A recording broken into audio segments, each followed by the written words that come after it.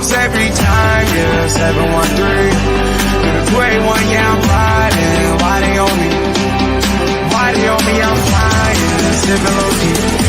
I'm sipping low-key and honest, rider. I get those goosebumps every time.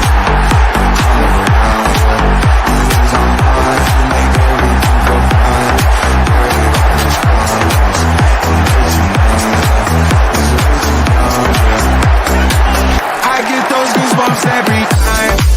I need the hype, throw that to the side. I get those goosebumps every time, yeah. When you're not around me, throw that to the side. I get those goosebumps every time. Up the mags. Yes, sir.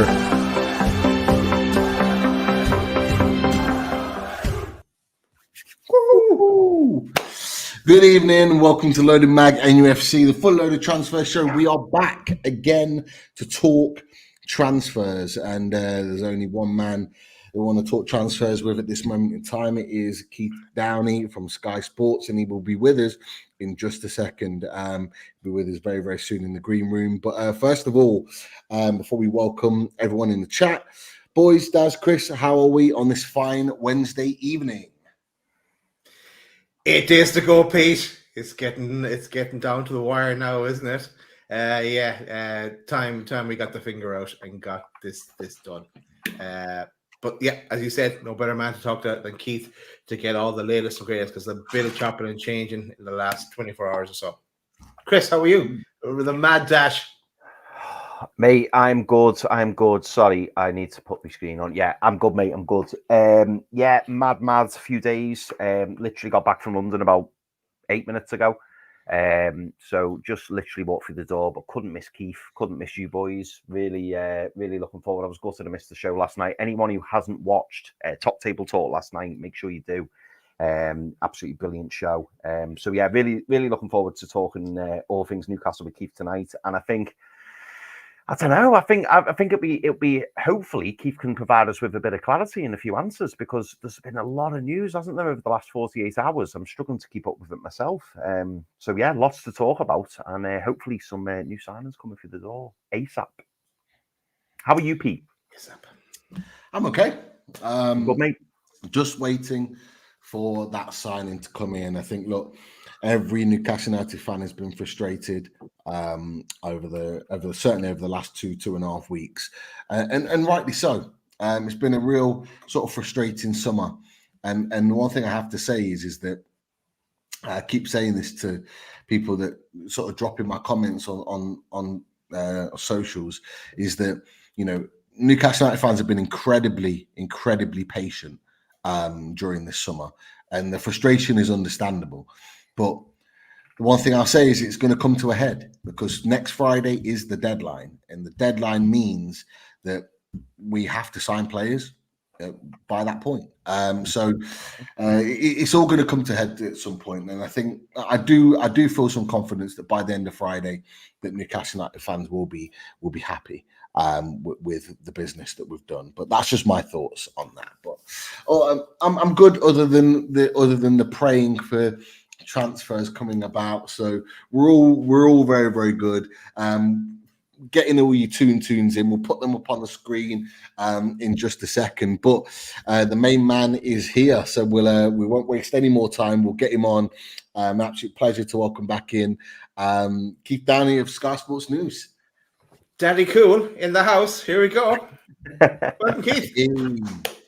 How you doing? How you doing, guys? Not quite a daddy yet. Still got 7 days to go. And as I keep telling everyone, if Newcastle don't sign anyone in deadline day, at least I'll have a new arrival that we can. That is true. You might notice I'm in my bed. I'm lying in my bed. Because well, I'm just. Do you know what, guys? It must be tiring for you guys as fans. I read all the stuff on social media because it's frustrating and it's taken forever, so protracted. It's the same for me as well, I have to say, reporting on it. And I can't believe, after 2 weeks of talking about Mark Guehi non-stop on Sky Sports News, you've got me on here talking about it, I would guess, as well, as if I've not had enough. We do appreciate you just talking just a little bit more about the situation. But look, we were just talking before, just before you came on, Keith, that the deadline is Friday. Surely, it's going to come to a head at some point. What deadline's Friday? Next Friday. All right, okay. Sorry, I thought you meant I thought you meant there was some kind of Guehi deadline this Friday. Well, I kind of wish there was, because then at least we knew where we stood. If there was a deadline, we're either getting him or we're not. But it seems to be sort of all over the place at the moment. But like just before we talk about Guehi, like you've touched on it. You've been covering this Guehi saga for 2.5 weeks now, maybe even a bit longer than that. Just in terms of socials, I've seen some of the interactions and some of the messages that you get, and for me personally, I think some of the things that are said are not acceptable. I think it's not okay. Some of the responses. Don't worry about that, mate. Honestly, but to be fair, all you're doing is you're reporting on Newcastle United news. So but you must get frustrated by it. Yeah, but people are frustrated because they're not getting the news they want, and sometimes the only person they can kind of lash out to, or they see the only person who's maybe listening is the person who's talking about it. So, like, I get that, but what I would say is, look, I've been doing this job for long enough now, and let me tell you, the abuse used to be significantly worse pre-takeover. So you don't mind a little bit of it. What I would say is, it's just as frustrating for myself and all the other guys reporting it and covering it as well, because I've said this once and I'll say it a million times, our job is so much more enjoyable when Newcastle are signing players, winning games, winning things, everyone's got a smile on their face. It's really reflected in our jobs. When there's a frustration from the fan base, it's the same for us guys as well, and it's difficult. We don't want to be saying negative things. We don't want to be churning out the same lines again after day after day. Repetition, that's the last thing we want to do, but sometimes you just need to do that. And listen, if Newcastle do sign Mark Guehi, and I still think there's a good chance of that happening, all this protracted talks and all this frustration will be forgotten about. You can assure yourself of that. Once he's pictured with the scarf at the stadium above his head and Newcastle announce him as a club record transfer, no one's going to think about these 2.5 weeks that we've just gone through. So sadly, you just need to suffer it and get on with it. And it's the same. It's the same for us guys who are covering it as well. Definitely. So we'll kind of just work it down. So we'll talk about the most recent news that's kind of come out, and that's the alternative. So you've touched on it previously. Lots of people have talked about it. David Ornstein reported on it yesterday. You reported on it yesterday and today as well. It's there. You put it out there that there has been an approach in talks with Edmund Tapsoba. There's been an inquiry for Disasi. How serious or how far down the line, in your opinion, are kind of these discussions? Are they tentative, or have they gone a little bit further than that? Tentative, I think, is a very good word to describe it. I think it's very early doors. Look, I think without doubt Newcastle are looking elsewhere because they have to. But I still think their number one target, despite all of this, is Mark Guehi. I don't think it's a ploy from Newcastle, because I think they actually do need to start looking elsewhere, and it'd be remiss of them not to do that. But I do think that if the Mark Guehi thing is to happen, the news coming out in the last sort of 24 hours that they are seriously looking at alternatives, and the names have come out there. You've mentioned a couple of them. I think that is more likely to hurry Crystal Palace along. I just feel, and listen, I've not actually said my opinion on it. I might have kind of touched on it a little bit on YouTube, but yeah, I just feel for Palace, I think for them to get 65 million or 70 or whatever they're looking for, I think what it is they want 65 up front, and I think that Newcastle's last offer was 60 plus 5 in performance add-on. I think they want 65 up front. Now, I don't think it's worth it for them not pushing the button on the deal for £5 million. I really don't think it's worth it. And the reason I say that is he's got 2 years left in his contract. that is only going to reduce over the next. I mean, in 18 months, he's free to talk to other clubs to go on a Bosman and a free transfer. And 18 months flies by, absolutely flies by. Come January, he's not worth 65 anymore. He's probably worth 40. Come next summer, he's probably worth 20, 25, you know? And I just think Crystal Palace need to do good business. They've done good, or they're doing good business with Anderson to Fulham. And I think it would be a mistake for them not to cash in on Guehi now while he's at a maximum value. And that value is only going to drop. Now, you asked me about Tapsoba and Disasi. There is an interest there, but I think it is still at its early stages. I don't think they're far down the line with either of them. And I think if either of those deals were to happen, they would be later on in the window once they know that the Guehi thing is definitely off. So that they're getting their ducks in order. They're getting their ducks in line should Guehi not happen. But I don't think they are suddenly throwing £50 million at Bayer Leverkusen or £30 million at Chelsea. Since I put that story out earlier and it was first reported by David Ornstein last night, I'm a bit annoyed actually because where the news has come from, I probably could have had it a bit earlier last night, but I missed a call, and by the time I got back in contact today, the story was out there. But it doesn't matter anyway. Since that news has come out, first from David, then from myself, I don't know if anyone else has reported it, I'm not too sure, but since then, I've spoken to a couple of people over in Germany who deal with Bayer Leverkusen. One guy very connected with the club, and they've told me that he's got a release clause of like 90 or 95 million, something ridiculous like that, and he would only go for massive money. And I think he's privately given Leverkusen his word that he's going to stay this season. Now, we've heard that before. People have gone back on that. Maybe those words would change if Newcastle offer him £120,000 a week rather than the whatever. He's probably on about half of that. Yeah. But it sounds very much to me like that would be a hard deal to do for a number of reasons. Disasi would be an easier deal to do because it looks like he's probably going to be out of the picture to some extent at Chelsea.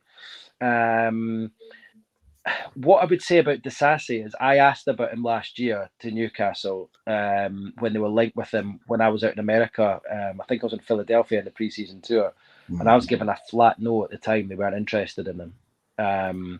Now, the only aspect I can think here that we've changed that is, one, he's had a season in the Premier League with Chelsea, and he's probably one of their better players last season, I would say. So perhaps Eddie Howe's looking at that and thinking, actually, yeah, like he's got a year under his belt, and we all know Eddie likes players who have played in the Premier League and can hit the ground running. Or B, it's more of a Paul Mitchell signing, and Paul Mitchell knows him from his time at Monaco. So it's one of those two reasons. But I'm not sure. He's not the ball playing sort of progressive defender that Newcastle are looking for, and that's what they like in Mark Guehi. And Disasi's a bit more of a destroyer. You know, he wins headers, he tackles, he's big and he's brave, and he puts his head in where it hurts. I don't know if he is a Mark Guehi, and that's why I'm a bit confused by that one. And all I would say with those two is, look, I think they are exploring it. I think they are looking into it, but I would just take it with a pinch of salt at the moment while the Guehi deal is still on the table.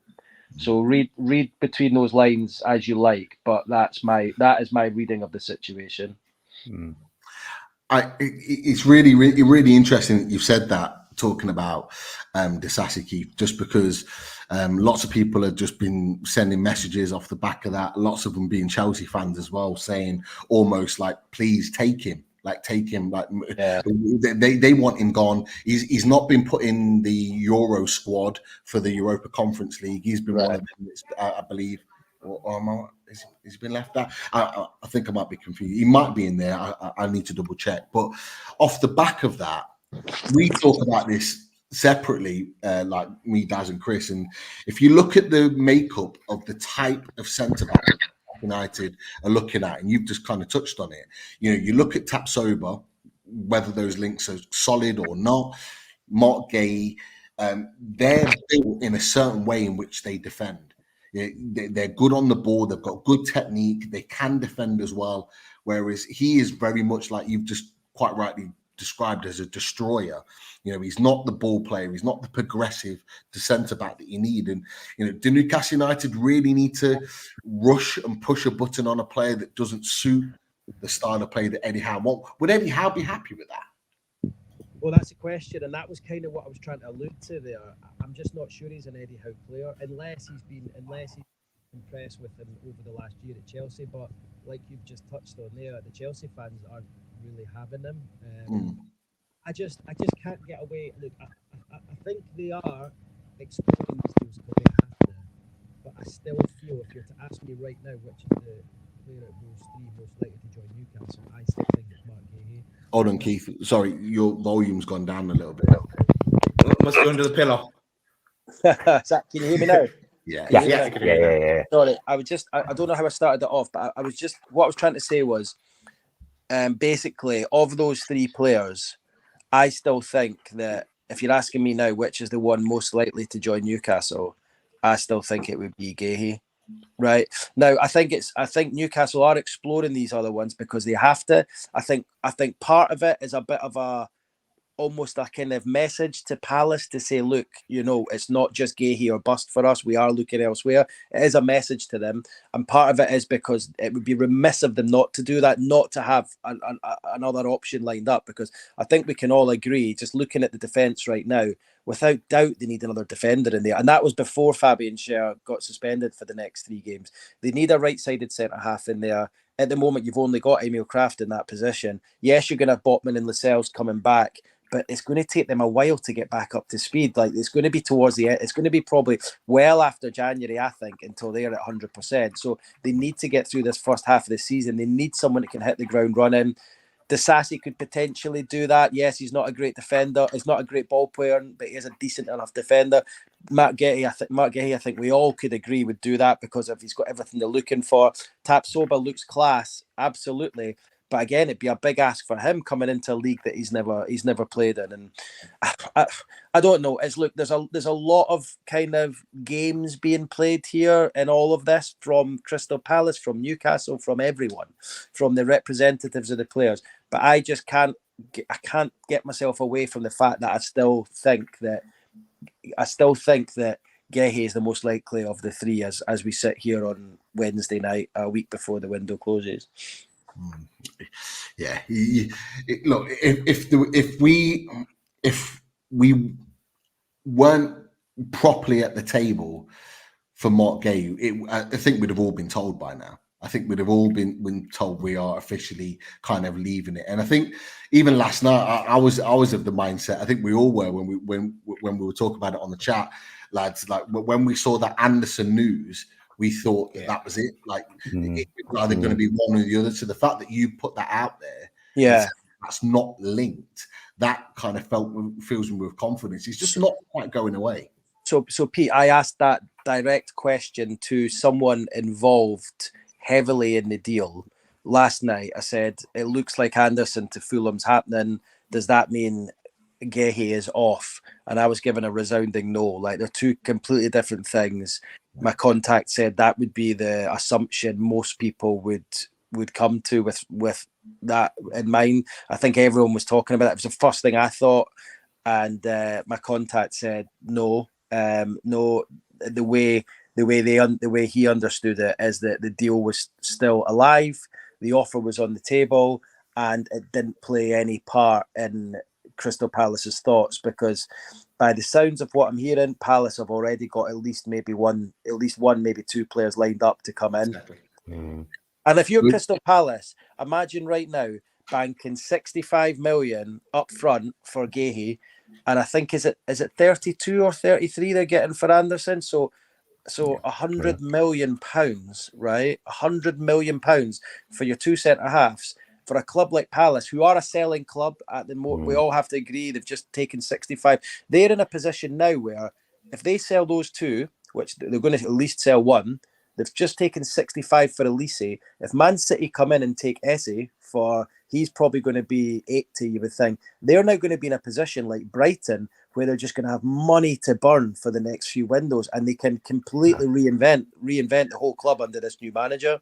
So they're in a position where the way I see it is they should right now take the best business, and the best business is to take that money for Mark Guehi. It's an extraordinary amount of money for a central defender, and go and get the most you can for him, extract as much as you can from Newcastle right now, which is what they're doing, and go and rebuild that team again, and they could end up being the next Brighton.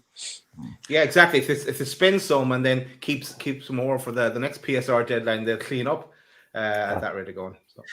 They did it in 2021 with the likes of Elise, with the likes of Mark Guehi, with the likes of Joachim Anderson. They all came in around that time, and you've just mentioned, Keith, they all could potentially go and make a profit on each one of those players that have come in the door. And that's the Dougie Freeman model. That is the model that's been so successful for that club, and it makes sense. I've got to be honest, Keith, Crystal Palace fans, they are convinced.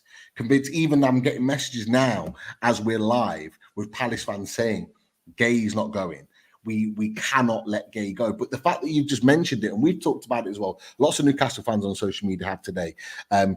2 bids apparently gone in, one for the Benfica centre-back, another one which has been apparently rejected. There's another bid potentially going in for a player that we've been linked to, Maxime Lacroix for Wolfsburg. You know, those 2 players coming in, it does seem like, and they've already got 2 or 3, 4, I think, centre-backs already at the club as it stands, with Ward and I think Holding. They've got a lot of centre-backs already in. Losing 2, it almost makes like they're going to get 2 and 2 are going to leave from the club. So it does seem like it is a deal to be done at the end of it. And you've talked about the finances as well. I just want to throw one more player at you with regards to that, and it's another player at Leverkusen as well, because it's a player we've talked about previously on the channel, Dinion Kostononu, who also was part of that Bundesliga winning sort of championship, and this was reported today. It's come from Kicker, but a Leverkusen account has reported on it that he's on the verge of leaving the club, and they've actually name-checked Palace and Newcastle as part of that. Have you heard anything with regards to him potentially being a target? No, that's the first I've heard of it, honestly, just seeing that up there. But I mean, it looks very much like that Leverkusen team from last year is getting ripped up, isn't it? Like, all the players seem to be leaving, which is surprising that Tapsoba would stay, given the fact he's probably one of the main men there. But no, I have to be honest, that's the first I've heard of that. And the only names that were given to me today as alternatives to Guehi were the 2 we've already mentioned, and I'm also aware that there is like a little bit of interest in Chalobah as well, but I think that would be like a last minute thing if they were struggling with the other ones. So no, I don't know about that, and I think it's easy for people at the moment. We've been here before, haven't we, guys? Where just anyone is getting linked with clubs, and I think Newcastle are in a position right now where everyone knows they're actively trying to sign a centre back, and hopefully a winger as well, and they'll just link names all over the place. But I would be interested to know what you guys think. I mean, would you, as fans, would you rather they broke the transfer record to sign Guehi, or would you rather they spent, I don't know, £30 million on a centre half? Now, I'm not saying Tapsoba, because it sounds like you're not going to get him for that. It sounds like he would probably be even more than Guehi. But would you rather spend £30 million on a Disasi type? I'm not saying him, but someone like him, or one of these guys that Palace are looking at, Lacroix, one of these guys, and then bringing a right winger for 30. What would you prefer as a fan? Oh, go on, boys. Well, okay, I'll go first there. Yeah, at this stage, I just get Guehi over the line. We've chased him all summer. He's what both Mitchell and Eddie Howe want. So let's get it done. It just not pay them what they want, but just make it happen now at this stage, and then get on to what to do something on the right winger front. Whether it's if we can make a bit of trading somewhere to make some wiggle room for us to get a right winger or someone on loan, or option B for me, then it's not. Tapsoba seems like he's going to be out of the reach by his Osam Diamande from Sporting Lisbon is someone I've liked before, but again he's a higher release cost, but it's trying to get a deal done with Sporting, who are always good to sell on a few players. So that's who I would look at. But it's Eddie Howe and Mitchell. It looks like they won't get it done. That's my message now. I want you to ask. Chris? I want you to ask a question, Chris, after you've answered this question. I think this question I want you to ask Keith around this situation. You'll have to remind me what it is. I know we'll have discussed it, but I'm racking my brains trying to think what it is. But in terms of the centre back position, I may be in the minority here, Keith, but I feel a little bit uncomfortable with the. I'm starting to feel a little bit uncomfortable with the Guehi price. Like I think Mark Guehi is a really good player, and I think he's someone who can really kick on and really do well at Newcastle. He's only 24 years old, but I don't know when we're seeing like Maxence Lacroix, like we've followed him for a long time, and when you're talking like 12 million for him, or even Trevor Chalobah, I've brought up Trevor Chalobah before, and don't get me wrong, he's not the best centre back in the world, but I think under an Eddie Howe coaching, I think he can improve. And if you're talking 25, possibly 30 million for Trevor Chalobah, and then you've got more money to spend on that right winger, for me, it's something to explore, because we don't even. Daz mentioned Diamand's there from Sporting Lisbon. We don't even necessarily, for me, have to go and buy a first choice right centre back this window, because we've got Fabian Schär, and if we can keep him fit and not suspended, he's a fantastic centre back, and we've still got a good 12 months in Fabian Schär.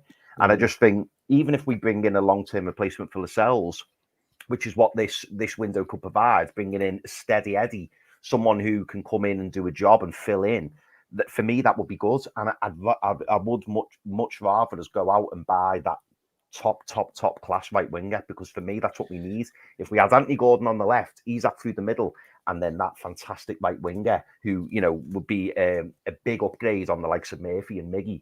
For me, that's where I'd want to see it. And to be honest, Keith, I know we're probably going to get to it, so I don't want to spoil it yet. Pete, I'll let you position it, but I'm wondering why things are so quiet in the right wing position. And I must admit, maybe I'm counting my chickens, but I'm feeling like something big's going to happen with that, or there's something's already agreed. Because for me, the silence is deafening. It's all on the centre back, and I'm wondering if things have already happened in the background or will be happening in the background. Yeah, I think it's agreed.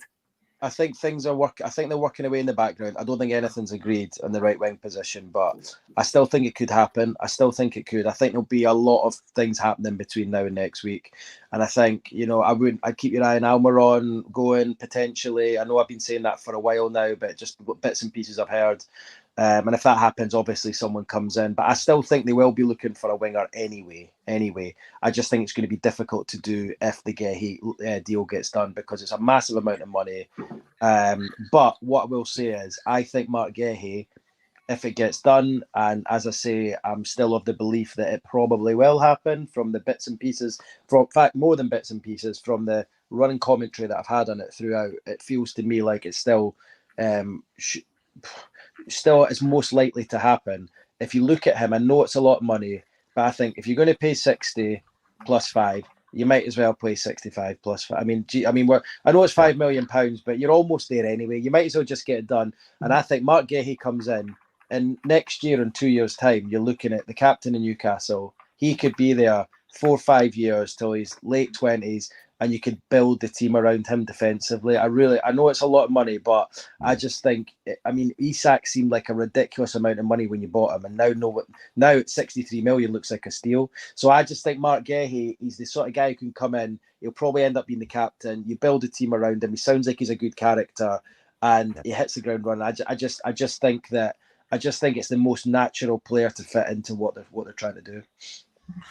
Well, I think you might be right, Keith, because just like you boys do on Sky Sports News, your friend, your press pack friend, Luke Edwards, has just put a piece out saying this, that he thinks that Palace and Newcastle are edging closer towards an agreement. You know him more than I do. You see him quite a lot, so he's thinking that it's getting closer and closer. Yeah, well, he'll be saying everything that you've that's essentially what I'm trying to say in as many words. Like, that's how it feels to me. That's what it sounded a bit like last night, the info I was given, but I'm very loath to go in too heavy on it, because you don't want people to be let down. But Luke and I are probably speaking to the same people, but I'm just looking at that. I think is he not attributed that to Mike McGrath, one of his colleagues? Yes, yeah. I put it So, on here. but I think Mike and I are probably speaking to the same person. So, as I say, I would be really surprised if Crystal Palace allow this opportunity. And when I say opportunity, to receive £65 million plus for a defender with 2 years left in his contract, if they allow that opportunity to pass them by, I think they could end up regretting it in the months and years to come. Well, the question that Chris had for you, and we'll come to this one because I do want to go to the right wing one really quickly. Was around a certain man that plays in blue over in Merseyside. So, Chris, I want you to ask that question. Just in terms of whether I think he's on the radar or in a possibility. Do you mean? Yeah. It was a great point that you brought up, to be fair. Yeah, I mean, so I mentioned it was quite recently, Keith. I can't remember exactly when, but I was saying, now we're in the realms of we're talking in the 60 million, 65 million bracket. Would there be any possibility that we'd possibly turn our attention to Everton and maybe look at Jarrad Branthwaite? Given that he is left-footed, he is centre-back, but he can play both. He's equally adept at both feet. I just wondered whether that would be an option that you thought maybe we'd consider. Yeah, he's not a name that's been mentioned to me, I have to say, at any stage. I can see why the links are there because of the sort of player he is, and you would imagine he ticks a lot of boxes. But look, I think for Eddie Howe especially, he is very particular on the players he goes for. You see that all along. Like he kind of finds the person. Anthony Gordon, let's take him for an example. He wanted him and he just kept going until they got him. Now, I've not heard Branthwaite really mentioned. I don't know the reasons why. I'd be lying if I sat here and listed any reasons. But like you, I think he would be someone who could grow into the team and someone who could. And you're right, he can play both sides. I think Guehi, just going back to Guehi, I think it's really interesting because although they're talking about Guehi coming in being a right-sided centre half, he plays. I think he plays left Yeah, he does. Doesn't he? I think it's just that versatility. So look, if you're asking me, I think Branthwaite looks a class act. I mean, I remember watching a couple of years ago at Carlisle, and I was like, God, this guy looks like a player. Never thought he'd get to the levels where he's getting linked with Real Madrid and Man United. But yeah, I mean, potentially yes, but it feels to me like it's like Guehi, or they get someone quite a bit cheaper. I don't know if there's anyone else of that same value. I know we've mentioned Tapsoba already, but I just don't see that deal happening. I just don't see them spending any more than the 65 that's been mooted or offered to Palace. I don't see them spending any more than that on a different defender when he's not the number one choice. And if Tapsoba was available, why have they not gone for him last window or the window before that? Why has he never been? Yeah. So, He's a quality player, and to be fair, you just added to that point because Mark Guehi does play on the left. He played for England and Palace as well. He did in a back three against Brentford on Sunday, which interestingly, that's where Tapsoba played his whole season last season at Leverkusen. He played on the left side of a back three. So they are versatile players, which I think is what Eddie Howe is looking at. But by the way, guys, I'm not going off air there in case you see my screen going. I'm just I'm constantly getting messages from people about stuff, and I'd hate it if I missed the story while I was on and I came on. No. Don't worry, we'll tell you. Yeah, fire away. We appreciate it. Now, we know we're not got you for too much longer, so I do want to come to the right wing position that Chris has touched on previously, because I actually kind of I'm intrigued and a little bit excited by this because we've been linked with so many different right wingers over the course of the summer that I think most Newcastle fans now just have no idea what's going on.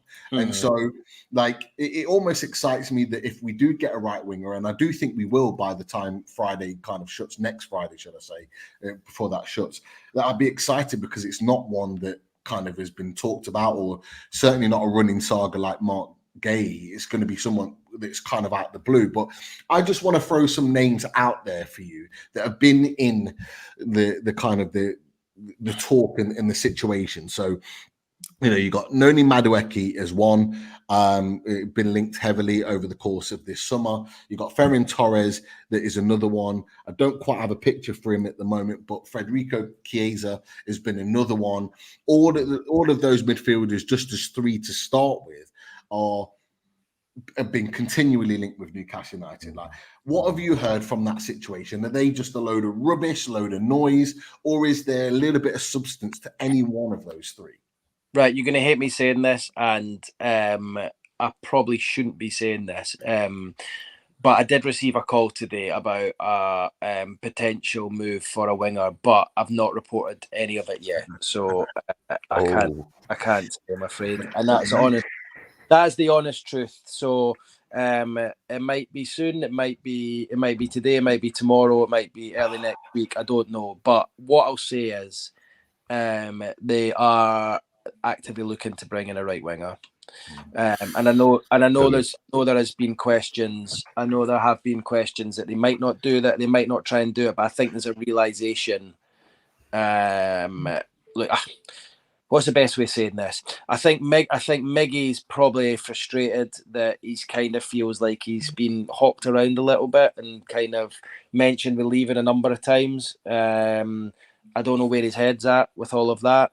And I think Jacob Murphy is probably seen as an impact sub rather than a starter. And I know he started at the weekend, but I don't think that'll be the case for the rest of the season. And I think for the longevity, they do feel that they do need to get a right winger in, and that's why we saw, like, I think the club would have sold Miggy last week if Charlotte had offered enough money, but the offer wasn't there. And while they know they probably will still need to use him, and I still think there's a chance he might stay until January, just from what I heard earlier today. And I always thought they would need to move Miggy out first, but from what I heard earlier today, I think there's a chance of someone coming in on top of Miggy and Murphy. I'm just not in a position to say at the moment.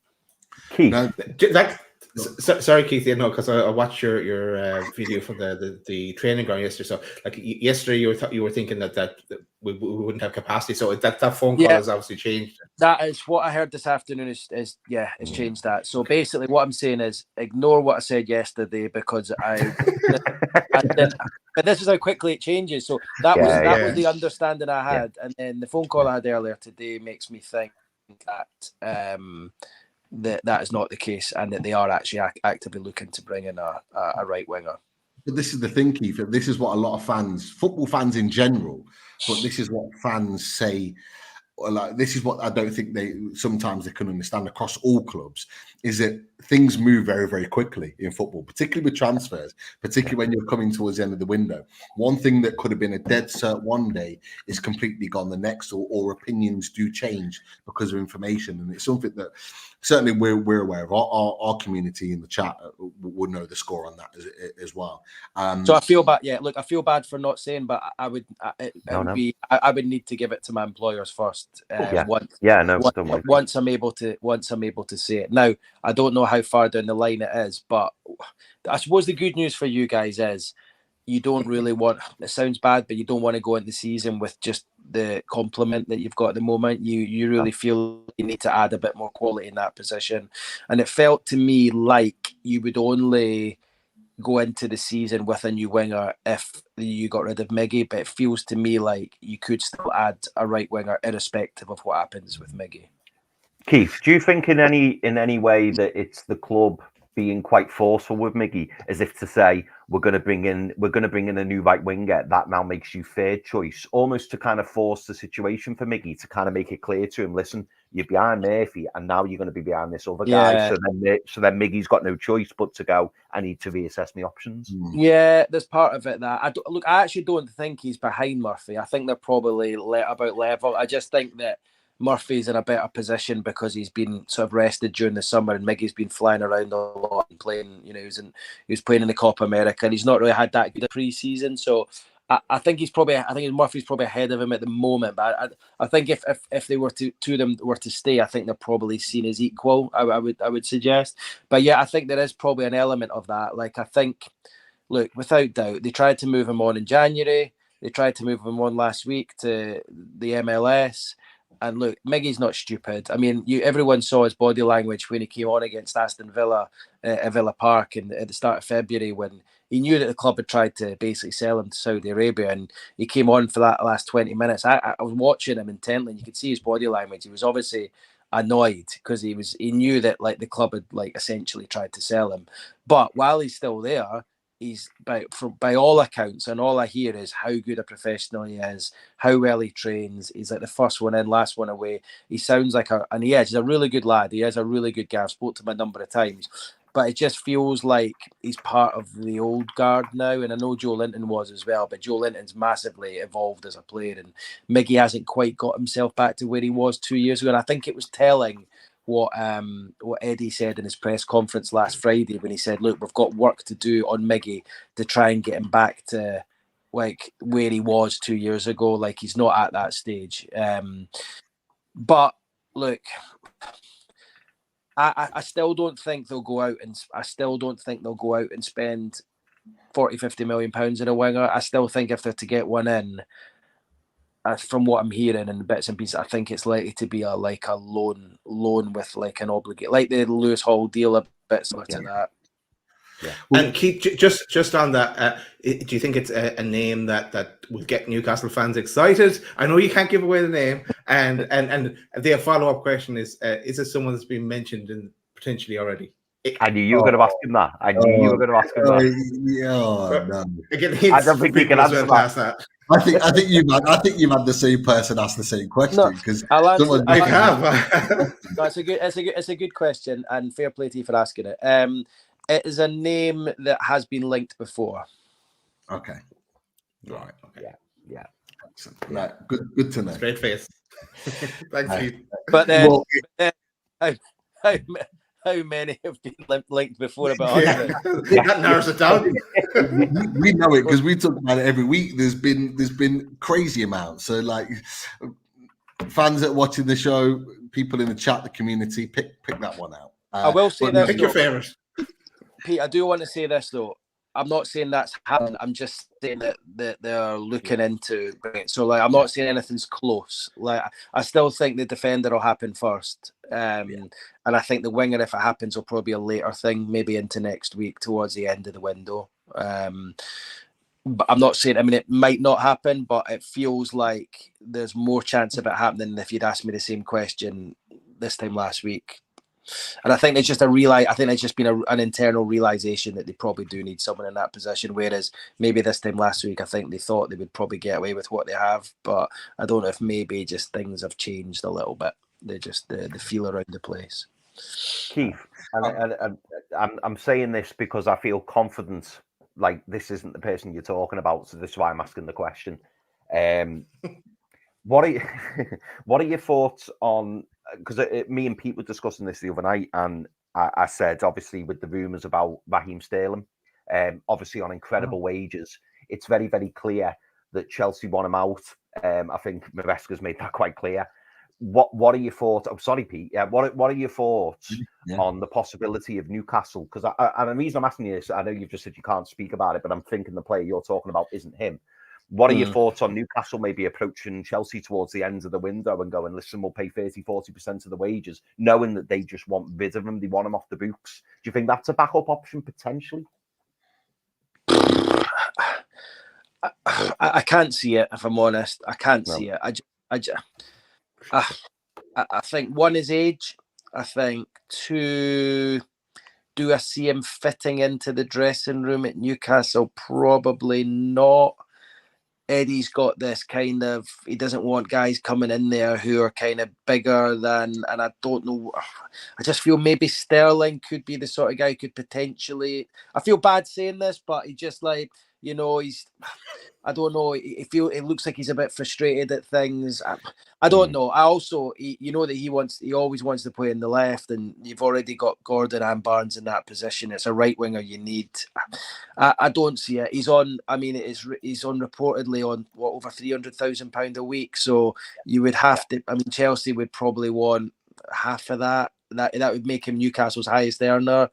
I don't see that happening. Honestly, I don't. I would be really, really surprised if that was the case. And And listen, it would be a massive signing for Newcastle and it'd be great, but I think they're more likely to go for someone who's trying to prove themselves, trying to sort of like make a name for themselves, rather than someone who's been there, done that, and looks like they're probably on the wane a little bit. And I think that's fair to say. He's kind of been on his way, not his way out, but he's regressed a little bit in the last few years, hasn't he? He's not on his way to his peak, and that's the sorts of players Eddie likes to buy. And Sterling isn't in that position at the moment. Yeah, definitely. Look, I think we're close to that time where we have to say goodbye to you, Keith. Have you got time for one question? Yeah, mate. Yeah, fire away. I'm just, do you know what it is? I'm checking my phone for transfers, right, and any news, and 2, I'm checking my phone in case my missus downstairs says she's gone into labour and I need to get her to the hospital. So there's it's a bit of a mental time at the moment. To be honest. You can imagine. Well, okay, just to pick. Oh, he's gone. He's back. Don't worry. He did that on purpose. What happened there? He's still there. You did that on purpose. We thought you got the call. We thought you got the call from the missus because you just went off screen. Can you imagine it? Can you imagine? I broke the news here that my missus was going into labour. She'd never forgive me. Imagine that though. Imagine. Because by the way, our brother watches this, right? My girlfriend's brother watches this. So imagine he found out. So he'd be telling his mum, "Oh, by the way, Shannon's gone into labour. How do you know? She's not told me yet. I've just seen it on the Loaded mag." Shout out to the brother-in-law. Yes. Yeah. Love it. But, anyway, okay. What's the last? Yeah. So the question. Yeah, there's a book of the questions. So I'm going to summarize it a bit. It's on outgoings. So any news you can give us on outgoings. Look, there's trips. There's Miggy, you've mentioned already. There's a few lads on loan. Maybe Alex Murphy and there's Anthony, Matt Target. Anyone you can. What was that? Show me that one you had up there. That was from Graham Bailey. That was Matt Target. Yeah, Target will go. Yeah, Target will go. Absolutely. I'd be surprised if Trippier stays. Every noise that I'm hearing is that he's probably going to be away, and I think he's obviously got his personal issues to sort out, and I just think it looks very much like he's going to be second choice. I think Livramento's been given the shirt this season, and I don't think Trippier is going to want to be second choice. So it feels very much like he is going to go. But if he doesn't go, what an option he's got! What an option you've got there that you can play either side. Did someone ask me earlier about, or did I read it below about was it Chilwell? Someone asked me about potentially Chilwell, and it actually just perked my imagination up because I was like, he's the sort of guy. Yeah, he's the sort of guy. In any other situation, you would imagine Newcastle would be interested in, but I just feel you're overloaded in left backs in the moment. Like between Hall, Kelly, Byrne can play there. Obviously Target's going to. If Trippier remains, I mean Lewis will probably go, but you've got Trippier there, and if he remains, I don't think he will, but if he does, he can play left. And it's just like it's probably come at the wrong time, the Chilwell thing. But yeah, just to go back to your question, obviously I don't know a definitive on Trippier, but every sign points towards the fact he's going. Even the fact Bruno's getting handed the captain's armband, everything would point towards he's going. And I think Eddie's comments 2 weeks ago were telling when. Oh, hang on! I've just had the message here. Well, let me just take this. Hang on. Let me just. Sorry, Eddie's comments a couple of weeks ago, and he said he's not actively looking to go. I thought was quite telling. Let me just talk amongst yourselves. I'm just going to go. About the weather, lads. The weather's not great for me. I'm back at work tomorrow. Summer's over, lads. Summer's over. Can't believe it. Let's press the sponsor just for while Keith's checking. So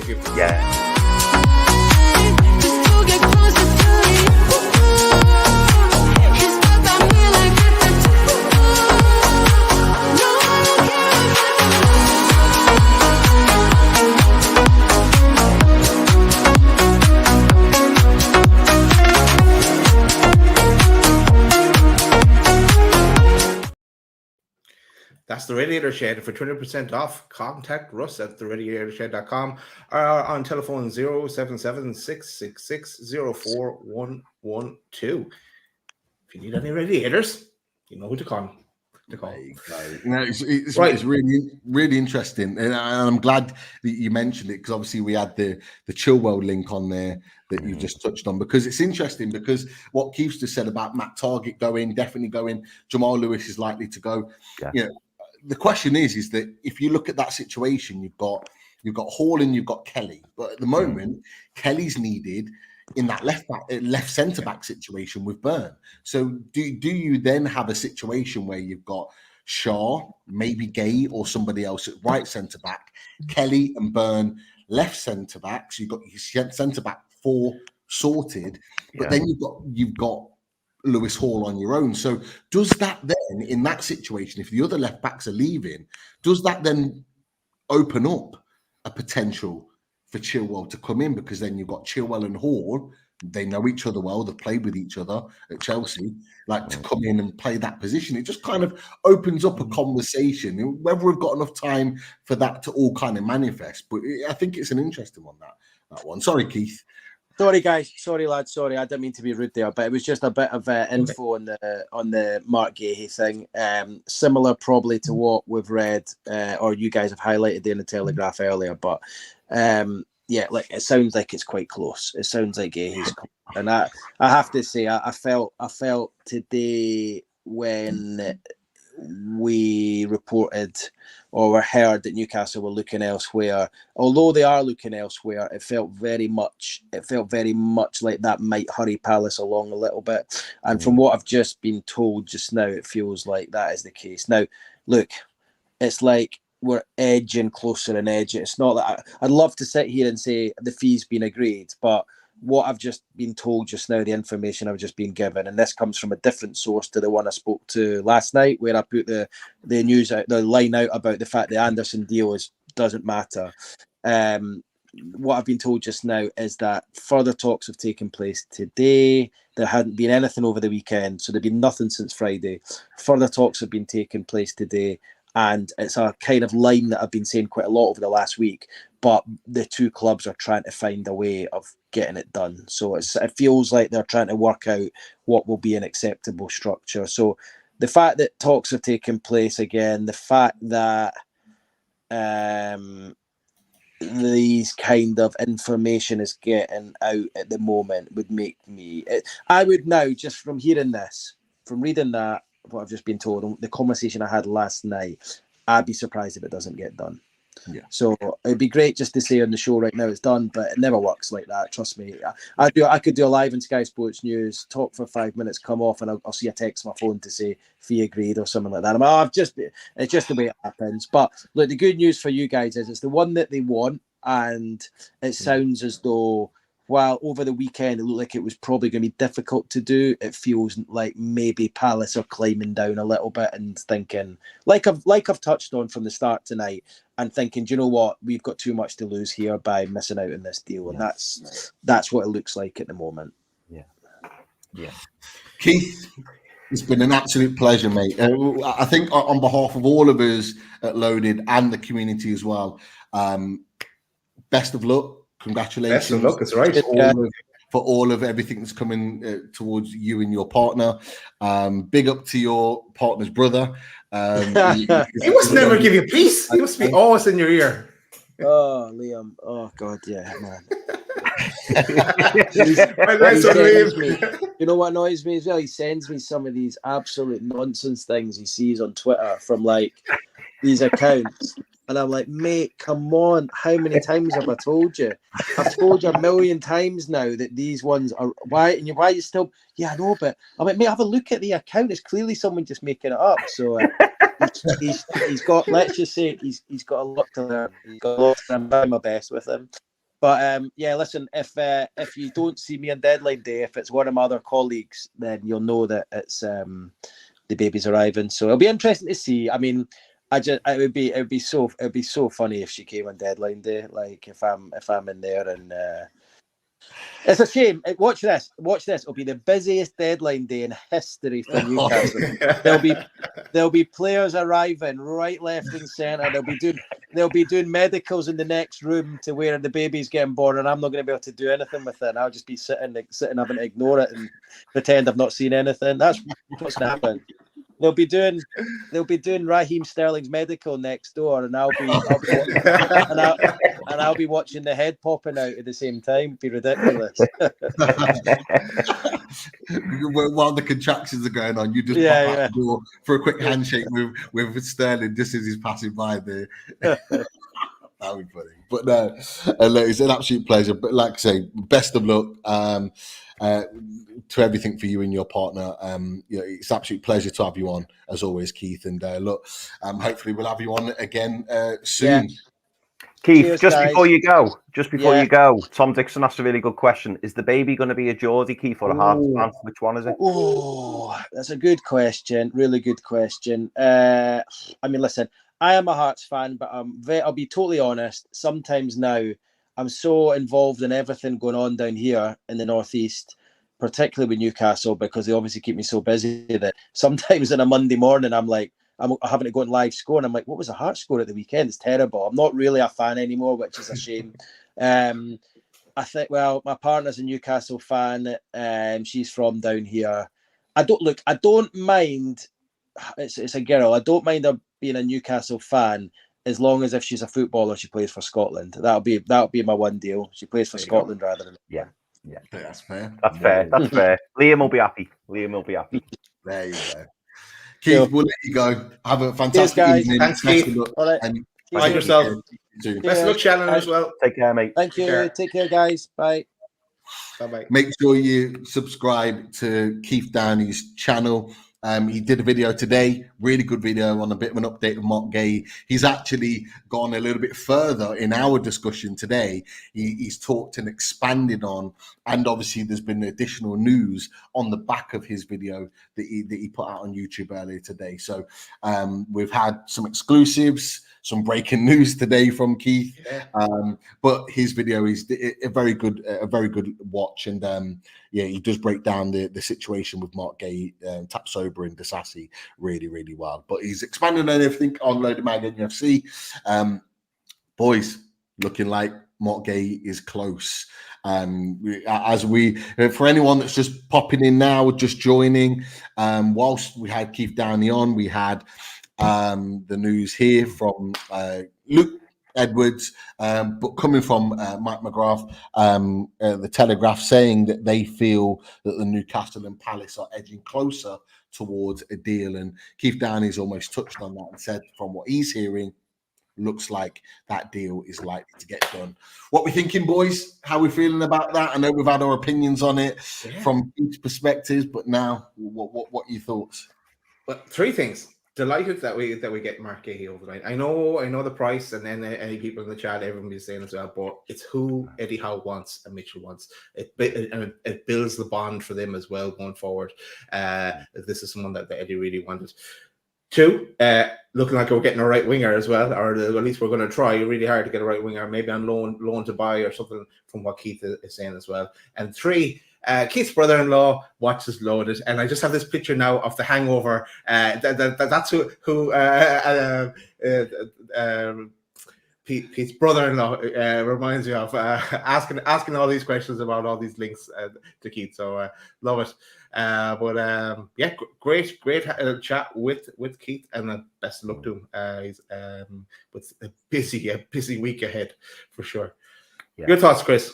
Yeah, similar to you, Daz. I mean, obviously, I'm not gonna do a complete flip flop and change my original point on Guehi. I do feel like it's a premium price. However, on a more positive note, it would be nice to get our number one target over the line. And as you say, Daz, if that's who Eddie says he wants, I struggle to disagree with Eddie Howe and this ownership, because they haven't really. Well, from memory, they haven't really got any of the transfers wrong. So if they want Guehi and they think he's the right man, regardless of the price, as we've said previously, it's not our money. If he's the right man and he comes in and he does the job, then I'm more than happy with that. It would be nice to get Guehi wrapped up and then start focusing on this right winger. And Keith does give me a little bit of hope in that, hopefully I'll be watching Keith's X tonight, looking for that announcement, and hopefully we hear some news about the right winger coming in. I think if we finish this transfer window, boys, with the main signings being Asula, Guehi, and a right winger, I think we've done all right. I think we've done really well.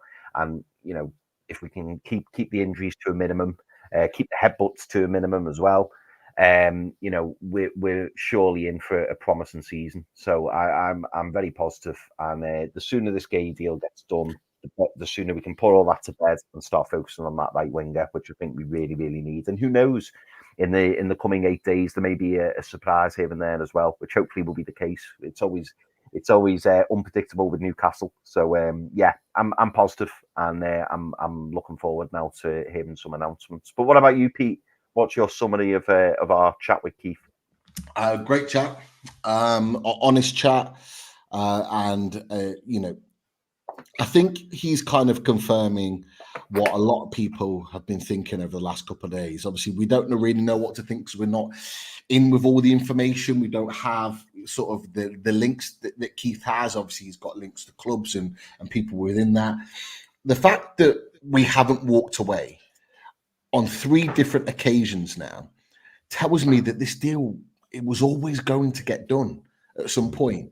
Not walking away after the 3rd bid, putting a 4th bid in, the 4th bid going in being the take it or leave it, and then it gets almost rejected, but being told at the same time it's rejected, but Newcastle is still at the table after a 4th bid.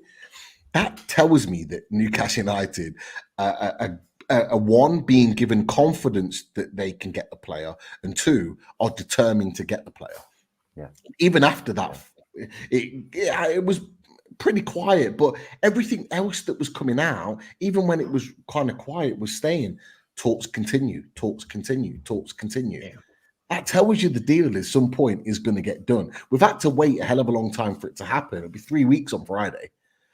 Hell of a long time to wait to get a deal done. But the fact that we hadn't walked away and gone, right, there's your 35, 40 million for Malik Chow. There's your 30 million for Disasi. He's not worth it, by the way, but there, by the by, there's your 45 million for Gomez. I wouldn't pay it personally, but we've clearly got the money there. But why are we not? Why are we not walking away and just getting that other deal done? It's very clear Newcastle United want a certain type of player, and it's very clear that they've got the money to pay for it. It was well documented. Sammy Mokbel, who reports on Palace and London clubs, had said Newcastle had not been put off by the price. So if it's not the price, it has to be the structure. It has to be how the money's being paid. Well, how much is being paid up front? Is it a 20 million initial payment and then spread around the rest of get Mark Guehi's contract, or do they want 30 million up front, or is it something else? It's clearly something else that they've been thrashing out. And the fact that Keith has come on tonight and said, well, it's looking like it's getting closer. It's looking like that both clubs want the deal to be done. And exactly what Keith said. Palace can't afford, no matter what fans say. I've had D and I've had Rich. Rich being more reasonable, but both of the Palace fans in the 12-man chat adamant that Guehi's not leaving. Can't leave. Anyone watch D's channel last night? Nah, not leaving. Not leaving. And fine. That's fine. But can Parish afford, like we've said, and what you've said tonight, can they afford to walk away from 65 million? The answer is no. It's the premium price, mate. That they will never get a higher price than now. And yes, they wanted a bid more. And yes, that's why Parish has come out. And we've been fortunate as a club, haven't we? In the there's other clubs who haven't joined the race. And I don't necessarily think that's because they don't rate Mark Guehi or they don't want Mark Guehi. It's just that at this present moment in time, they don't need him. Man United obviously have signed Lenny Yoro and Delict. Arsenal have got Saliba and Gabriel. They don't need anyone at the moment. City the same. They've got Diaz, Akanji, Ake. You can go on. Liverpool in time to come will need a new centre back, but again at the moment Van Dijk got another year left in him. They've got Gomez, they've got Konate. You can go through all the other top clubs in the Premier League, and nobody needs a centre back right now. If it was to wait another year, and Guehi was going for say 30-40 million, maybe Liverpool would push the button on him. Maybe Liverpool would then enter the fray.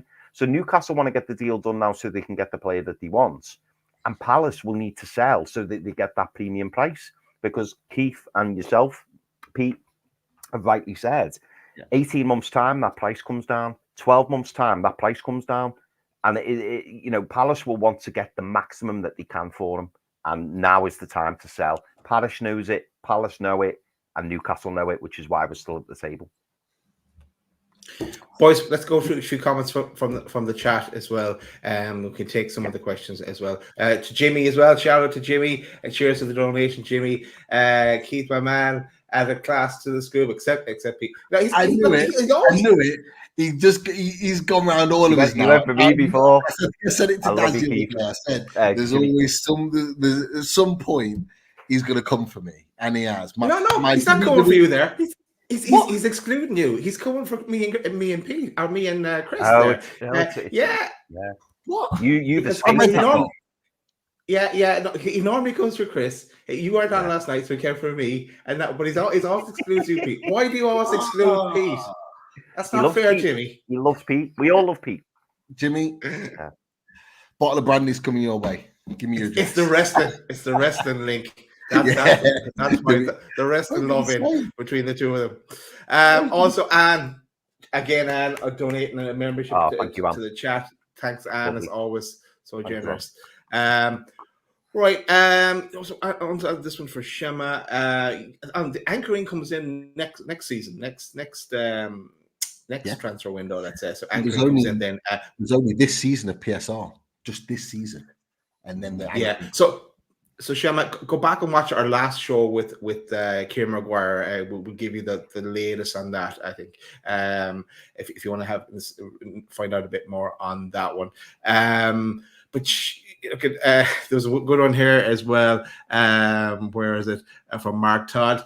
Keith bought Chris's headboard on eBay. You remember your famous headboard? When I seen Keith, I was like, bloody hell. That was me not so long ago. Yeah, the headboards. I miss my headboards. Well, I mean, I've still got my headboards, but I miss doing my shows by my headboards. I'll have to do one Ian night went to for all time's sake. Ian went a step further and go, question for Keith. Has the headboard seen some action? Okay, we can't go there. There. You know, we're never going there with that kind of impression. Ian, come on, man. Come on. He'd never come on again. Ask his missus.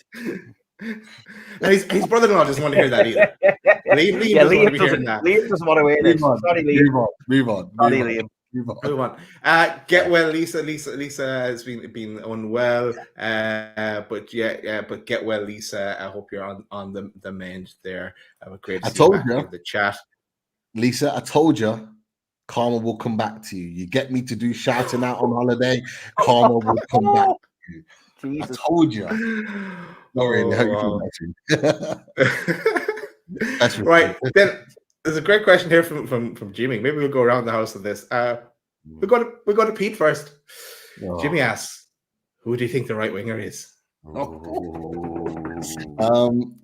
I'm not gonna lie. I'm just glad there's a right winger that's being looked at. I think that was the concern for most. I always felt that we would get a right winger in, but the fact that Newcastle United are actively looking for a right winger says two things to me. One, that the Gale deal is close to being done, and two, that they feel there's enough time to get the right winger that they want. In terms of name,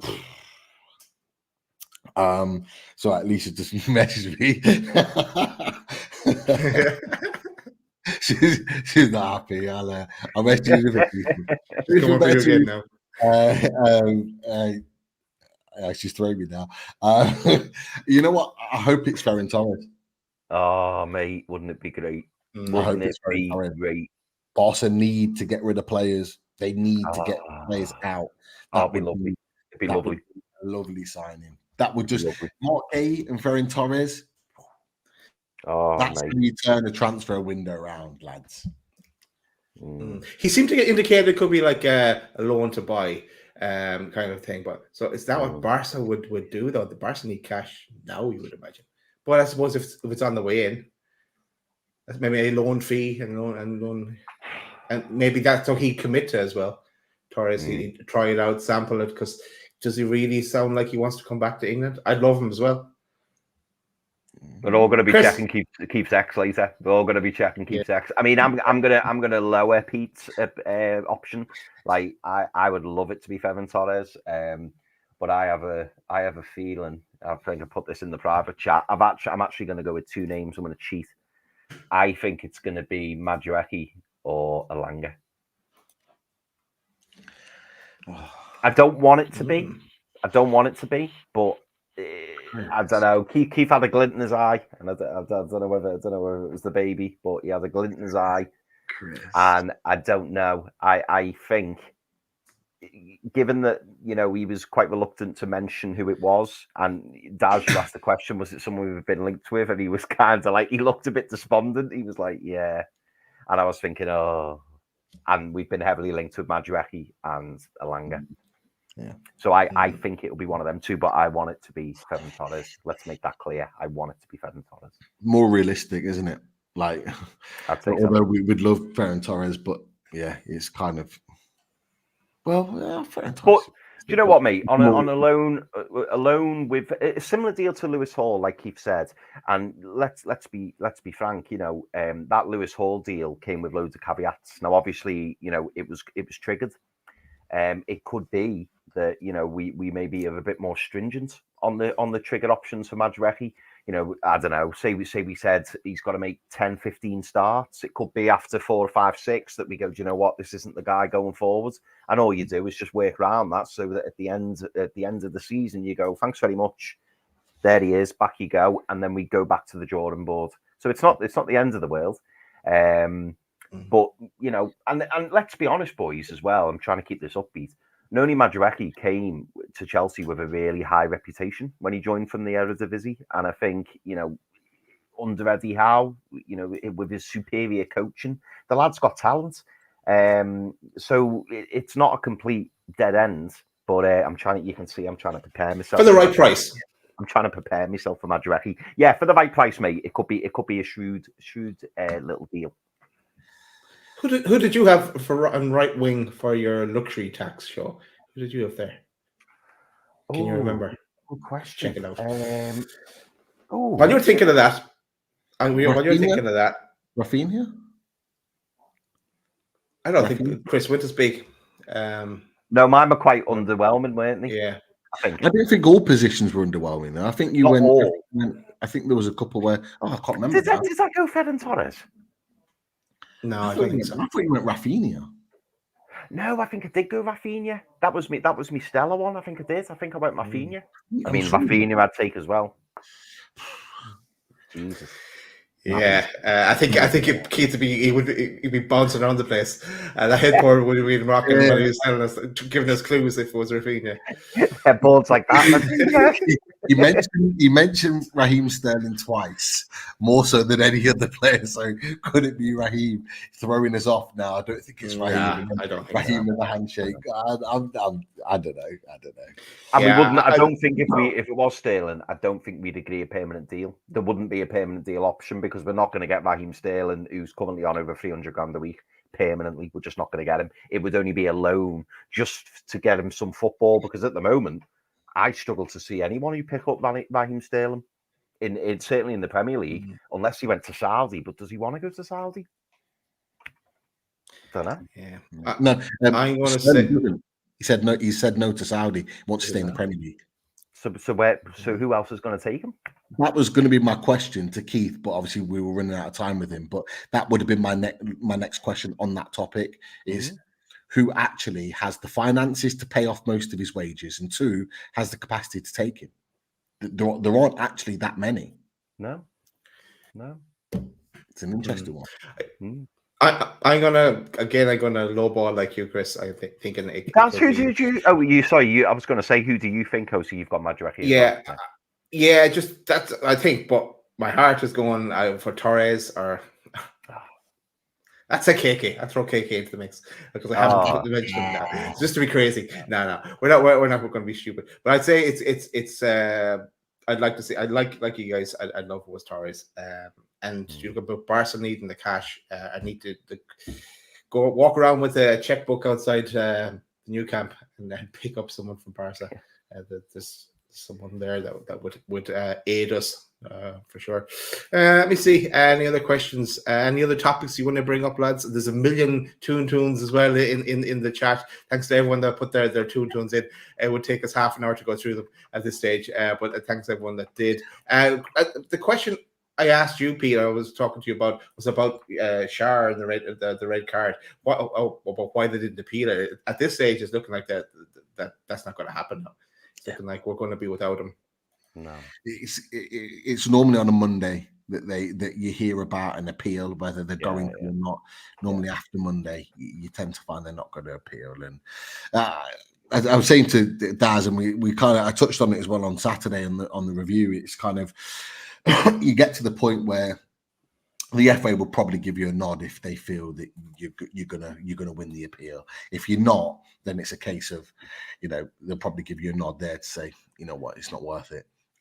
Save yourself getting that extra game ban or whatever it is, and they've probably just decided against it. And maybe that's why we're getting closer to this Mark Guehi deal, which is what we anticipated this week would happen. So fingers crossed that would be the case. But yeah, good stuff. You were going to go to another topic there, Pete. You want to say something? No. I think if I was, it's gone out of my head now. But to be fair, I think with everything that we kind of wanted to discuss in terms of outgoings, right wingers, centre backs, I think we've probably covered everything. In fact, I think we have covered everything that I was. Just to jump in, Pete. Bill Burnett says TalkSport said they'd appealed. I've not seen that myself. I heard it. None of the journalists on the Newcastle United circuit have even remotely reported on the fact that we've appealed. I think they would have all wrote something about if we'd have appealed or not. I think they'd have made it known. Very rarely Will's right, it is too risky. Very rarely do you hear someone or not hear someone's appealed and they actually have appealed. Normally it comes out in the news. Sky Sports would have reported on it or something.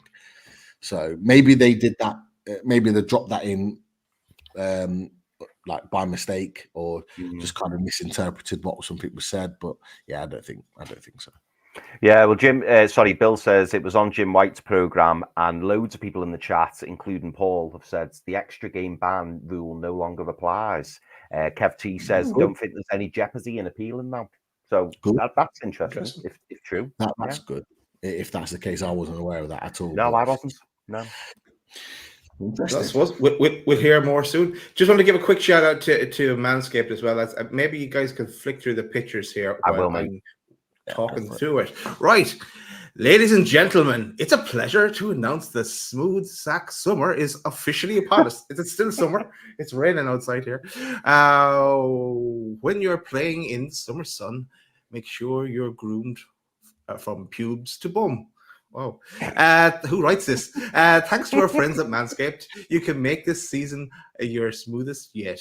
The Performance Package 5.0 Ultra is the ultimate bundle to keep your boys downstairs cool while looking hot. Join the 10 million men worldwide who trust Manscaped with our exclusive offer. Get 20% off and free shipping when you go to manscaped.com and use code LOADED20. Summertime and the trimming is easy. Lovely, Daz. Loved. Do you know what? It's so nice hearing somebody else say that rather than me. We're next, Pete. You know what? When you're reading that, and I'm going, "Oh my god, I'm next. I can't." I'll end up just cracking up. Tubes and bums. Yeah, that's where we are now. But no, honestly, if you get a chance, go on to the Manscaped website. The code's down below. If you use the code LOADED20, you get 20% off all goods at Manscaped. So if you're interested, that's where you go. Do the right thing. As well as doing the right thing, smash that like button as well. And if you are new, I'm sure you've subscribed already and you're liking what we're produce here on Loaded. As we start to wrap up, so we will be back. Hopefully with a reaction show to a signing pretty soon. And hopefully two in the next week. Just before we go, Fred, once we've left, I want you to do one thing.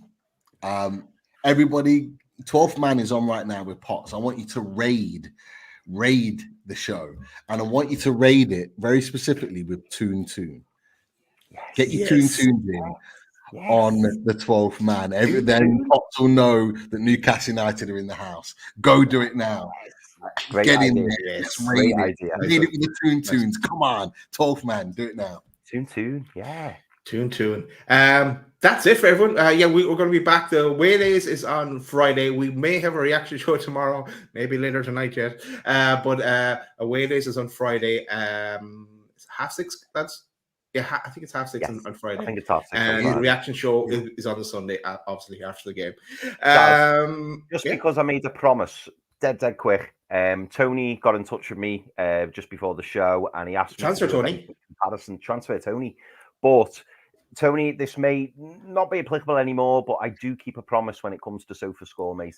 So this is Mark Guehi. Mark Guehi's in the green, and Edmund Tapsoba is in the blue. So as you can see, very, very similar if we were to go for Tapsoba. Yeah. We've then got Mark Guehi in the green, and then we've got Kasunu in the blue. So as you can see, Mark Guehi's got the advantage there, I'd say, on Kasunu. And then the last one I did just for interest was Tapsoba in the green and Kasunu, just comparing against each other. But for me, I mean, certainly based on what Keith says, it looks like we're getting closer and closer to Mark Guehi. So maybe irrelevant, but I just want to throw that out there, mate, because you asked for it before the show.